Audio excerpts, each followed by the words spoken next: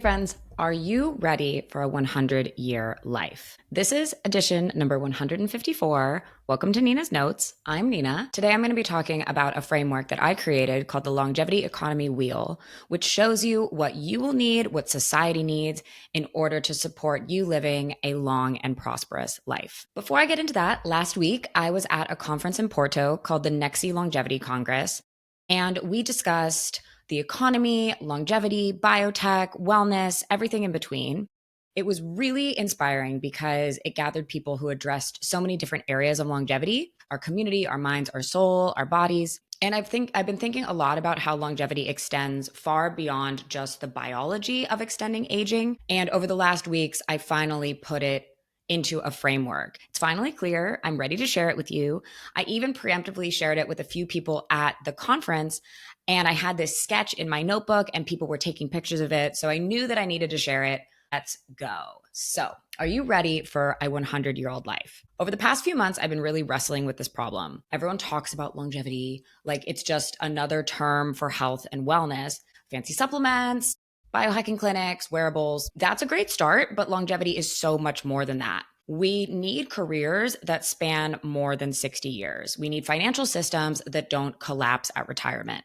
We need communities designed for multi-generational living, and we need a purpose that extends far beyond our working years. Actually, earlier this year in July 2025, I wrote in Nina's Notes 139 what I would invest in if I had a fund and I had a longevity investment thesis. And I said I would place bets on companies working on several things. One is small molecule lifespan extension drugs, elderly care, financial planning, and future of elderly work and lifelong learning, next-gen at-home diagnostics, psychedelics for trauma and age-related cognition, AI-driven personalization of health protocols, social tech that reduces isolation, and neurotech for performance and prevention. So these are topics that span a variety of industries. And if you really want to get granular, I'm talking about pharma, age tech, ed tech, diagnostics, biotech, neurotech. So is all of that longevity? In my opinion, yes. Longevity science asks the question, how do we slow, prevent, and reverse biological aging? Age tech then asks, how do we design technologies so people can live longer, healthier, and more independent lives? And then you have elderly care tech, which is asking, how can we age well in place? They're all fighting the same common enemy, aging, and with it, the decline of physical, cognitive, and social function. Right now, longevity and wellness are becoming synonymous, but I think this dilutes the impact the longevity economy can make. Longevity covers literally everything, every aspect of our lives. So I built a framework to make sense of it all. I built the longevity economy wheel. I'm breaking down longevity into 4 overarching categories and 12 specialized sectors. So the categories are science, lifestyle, business, and society. And within those categories, we have specializations of different industries that will address the needs of the longevity economy. And all of those specialized sectors of the longevity economy fit together like spokes on a wheel. Each wedge needs the others in order to turn the longevity economy wheel and move it forward so that we can all live long and prosperous lives. For example, we have longevity biotech or LongBio. This was a term coined by Sebastian Brunemeyer several years ago, and this refers to an emerging subfield of biotechnology focused on the development of therapies that target the cellular and molecular processes of aging in order to extend healthy lifespan. Now, LongBio is already a common term in the industry, and I'm going to follow along with that naming convention. I am coining 10 new names for industries in the longevity economy wheel. So in science, we have LongBio. We also have longevity technology, LongTech, and longevity healthcare, LongCare. In lifestyle, we have longevity wellness, LongWell. We have age tech, which is already a term in the industry, which refers to technologies to help seniors age better, in place, live more independent lives, and also connect with other generations through technology. Then we have the longevity of built environments and community, which I'm calling Long Home, and longevity tourism, Long Tour. Then we have business. We have longevity finance, LongFin, and the longevity of business, which is LongBiz. And lastly, we have society. So we have longevity policy and governance, LongGov. We have longevity education, LongEd. And we have longevity purpose, which is LongSoul. In my guidebook, you will get a full explanation of the longevity economy wheel that maps the entire ecosystem with real companies, specific examples, and clear definitions of each sector. So why does this matter? If you're building a company in longevity, this framework will help you understand where your work fits in with the bigger picture. This will help you to identify collaborative opportunities across sectors, spot gaps and opportunities in the market, and just communicate your impact more clearly. If you're investing in longevity, this will help you see the full scope of opportunities beyond just biotech and wellness. You can understand how these different sectors interconnect and just build a more diversified longevity portfolio. And if you're just longevity curious, this will help you make sense of a complex, rapidly evolving field. You can understand how the different innovations work together, and you can see where you can make the biggest impact into your health and wellness. So let's get you the full guidebook.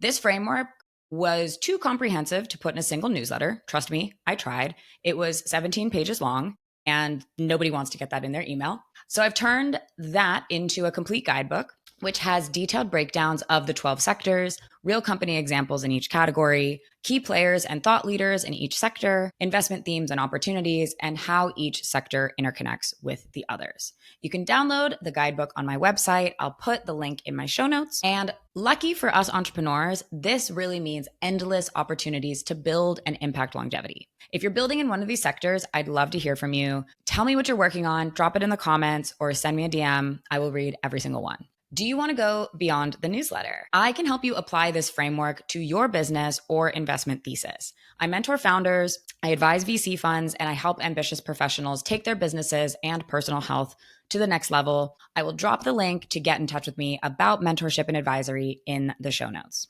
The content of the week. Lex Fridman's podcast episode number 481, Norman Ohler, Hitler, Nazis, Drugs, World War II, Blitzkrieg, LSD, MLK Ultra, and the CIA. 5 out of 5 stars. Go right now. Check it out. It is so good. In this episode, Lex interviews Norman Ohler. He's a historian and author of the book Blitzed, Drugs and the Third Reich. He is currently working on a new book with the working title Stoned Sapiens.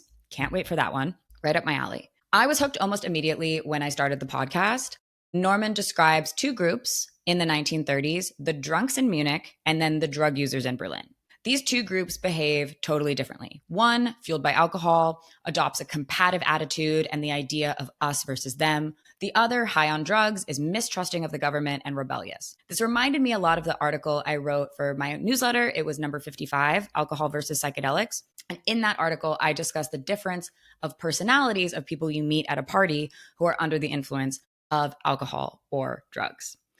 So quickly on the episode, I also learned that from 1920 to 1923, the Burger Braukeller was one of the main gathering places of the Nazi Party, which was basically a beer hall. And it was there on November 8th in 1923 that Adolf Hitler launched the Beer Hall Putsch, which was Hitler's first failed attempt to overtake the government. It actually resulted in Hitler being shot in the stomach and started his addiction to morphine. The rest of the episode discusses how methamphetamine was used as a performance-enhancing drug for the German military. They also discuss the isolation of morphine from opium by a German chemist, and which leads to Hitler's addiction to morphine.